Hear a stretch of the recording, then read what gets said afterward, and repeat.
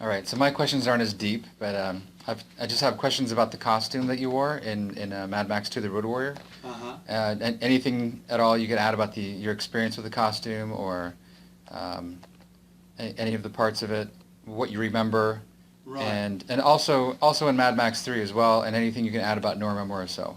right. Well, Mad Max 2, with my experience with Norman Morris, I was out of my depth. Like this was the kind of movie that was beyond my imagination when I started. And when first went down to the production office before we went out to Broken Hill to shoot it, there were all these huge machines. I had to sort of walk my way through all of that. Um, so all this, throbbing energy going on, lots of leather, and it looked quite formidable to me. Then talking to Norma Morrisseau, who seemed quite sure of herself, and I just had no idea, this futuristic thing. And she talked about, oh, you're going to wear long johns. I thought, oh, long johns, yeah, but we'll dye them, they're going to be this colour. I thought, oh, okay, all right, okay. And we want to dye your hair yellow. And I thought, oh, okay, whatever. And then, but the more she talked about it and the more she described it, the costume, I realised I kind of started to take it all in, and then she started asking me questions. She said, look, and that's where this backstory stuff becomes important, because she said, look, what kind of guy do you see him as being? And I just mentioned exactly as I mentioned before, that he was that kind of sort of amoral character. Maybe he was a kind of a very rather opportunistic person, human, but at the same time maybe an used car salesman or sold bad real estate. But as I said, look, I think he's found ways to survive out there, and I think he's a loner. And so we worked on, I think I had a spanner. I had little tools, etc., that dangled in my pocket. I don't know if you ever see it in the film. I had a can opener. I don't know if it's there with the dog food. I don't know where it is, but I had a thing for opening cans. I had sort of gadgets, etc., because I thought I need to survive out there. And that's when she started to say, righto, okay, and she was sort of bringing my imagination into it. But essentially, Norma Morrisseau, that's her design, and that's how she saw it.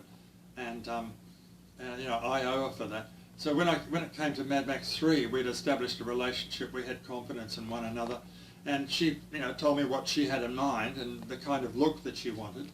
And I sort of suggested a few things. I think I suggested a Freemason's apron, or I talked to her about that decoration, but she used the Freemasons in the way that she chose to. But we talked about images and strange sort of icons, etc. She may have also talked about the idea of the Freemasons' apron, etc. But because we at first it was going to be all white, and then we thought, no, he needs something on him. It's something kind of mysterious and maybe found, something that he's found. And that's what we went on. But really, it was her genius. I owe most of that to her. And she was just wonderful to work with. Sometimes when I'd come and go for a fitting, and I said, oh, it's a bit dumb. She said, no, it's going to work. It's going to be okay. And she was always right. Nice. And you had a sort of your character, the Gyro Captain, was always sort of civilized, and you had the napkin or serviette in your pocket to wipe your mouth with, and yeah, that's right. The serviette, it was sort of like a contradiction. He's really he'll eat with the maggots if he has to, but at the same time he'll do it genteelly. I think that was the word we used. He could be genteel. He had his habits. and were the costumes comfortable? Did you have any issues with those? No, they were comfortable, all right. The only problem was the evenings, whenever we did night shoots, and some of the days too, in Broken Hill, were very cold, so we were freezing. But look, that's the nature of filmmaking. God Almighty, you're always doing winter and summer, and summer and winter. Yeah. Same time. Just a very last word. Do you know about the Mad Max Museum in Silverton? Yeah. And what do you think about Adrian Bennett's work and achievement? Look, well, regarding the museum in Silverton, I'm bewildered by it. when I first heard about it, I thought, oh, no, you know, but I sort of balked at it. I sort of felt uncomfortable about it, but in the sense that I thought, oh, why go over these, what crawl over these, you know, these old dead coals. But now, the more and more I've become aware of it, especially at this convention here,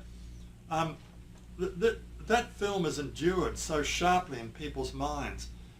I'm just overwhelmed at the impact that the Mad Max films, especially Mad Max 2, have had on people and still sit there in people's imaginations. And like there were so many young people coming today that, you know, that are still impressed by Mad Max 2.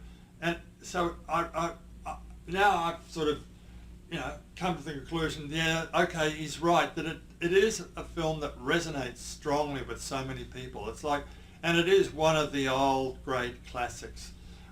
Personally, I love watching the old classics, but my classics go back to the 40s and the 50s and the 70s, etc., and the 60s, etc. But now I have to realise I've got to update it. There are classics from the 80s now that are equally as good. Thank you very much. Thanks.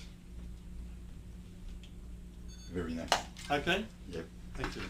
Thank you very much. Hi. Thanks.